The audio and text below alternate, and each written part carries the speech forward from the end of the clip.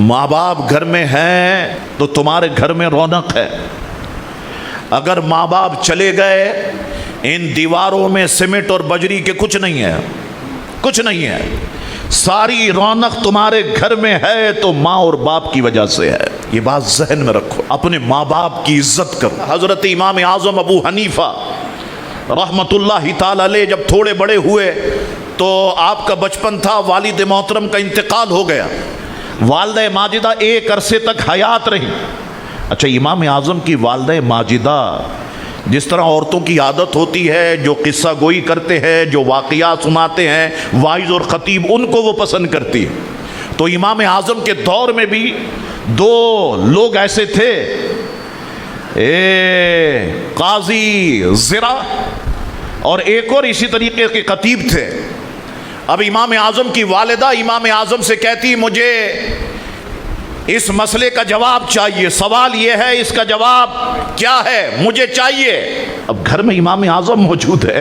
اللہ اکبر، ماں کی نگاہوں میں بچہ کتنا ہی بڑا ہو جائے وہ بچہ ہی ہوتا ہے. تو امام اعظم سے نہیں پوچھتی بلکہ امام اعظم سے کہتی وہ قاضی زر کے پاس جاؤ، وہ ابو زرع کے پاس جاؤ کہ میری والدہ نے یہ سوال پوچھا ہے، اس کا جواب کیا ہے.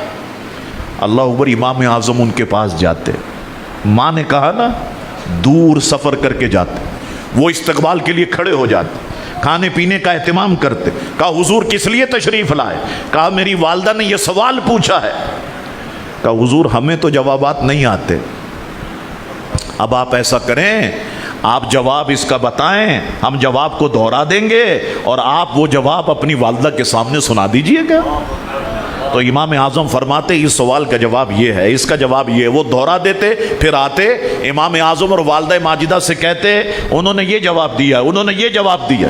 کبھی والدہ کہتی نہیں ابو حنیفہ جب تک خود کانوں سے نہیں سن لوں گی مجھے چین نہیں ملے گا.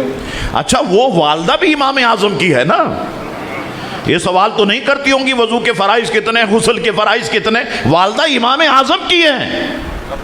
میں خود جاؤں گی اور ان سے پوچھوں گی. امام اعظم والدہ ماجدہ کو سواری پہ سوار کرتے اور خود پیدل چلتے کئی میل کا فاصلہ، اور ان کے سامنے مسئلہ بیان کرتی اور امام اعظم پھر انہیں بتاتے. انہیں آتا نہیں تو امام اعظم بتاتے، جواب دیتے، وہ مطمئن ہوتی اور پھر واپس آتی.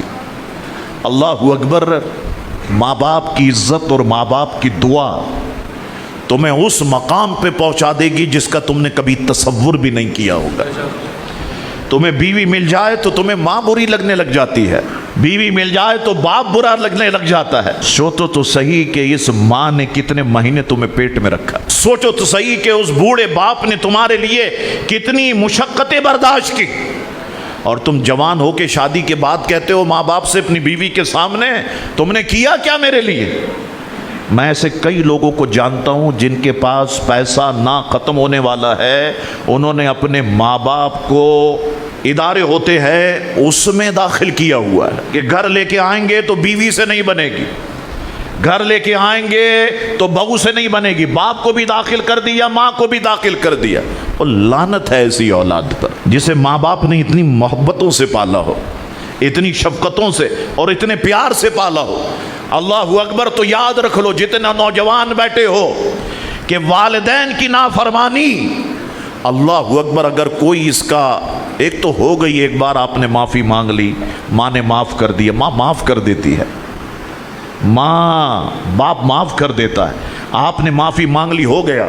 لیکن اب ماں مسلسل ناراض ہے، والد مسلسل ناراض ہے.